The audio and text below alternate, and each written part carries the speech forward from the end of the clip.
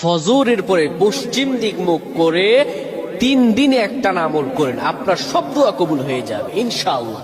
অভাবে আছেন, ঋণগ্রস্ত, মাথার উপর বোঝা, অনেকে ঋণের কারণে বাড়িতে থাকতে পারে না। আরবিতে একটা প্রবাদ বাক্য আছে, আল করজু মিকরাতুল মুহাব্বা, ঋণ হচ্ছে ভালোবাসার কাছে শুরু। ঋণের কারণে সম্পর্ক নষ্ট হয়ে যায়, বিদেশে যেতে পারতেছেন না, দেশে আসতে পারতেছেন না, ব্যবসা, সব ব্যবসা ধ্বংস হয়ে গেছে।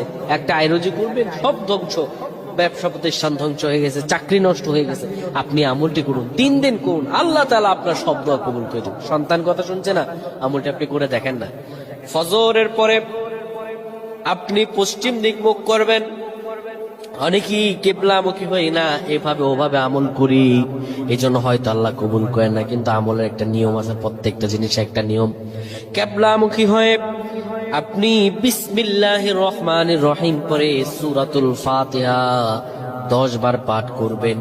সূরাতুল ফাতিহা 10 বার পাঠ করার পরে 3 বার বলবেন আল্লাহ আল্লাহ আল্লাহ।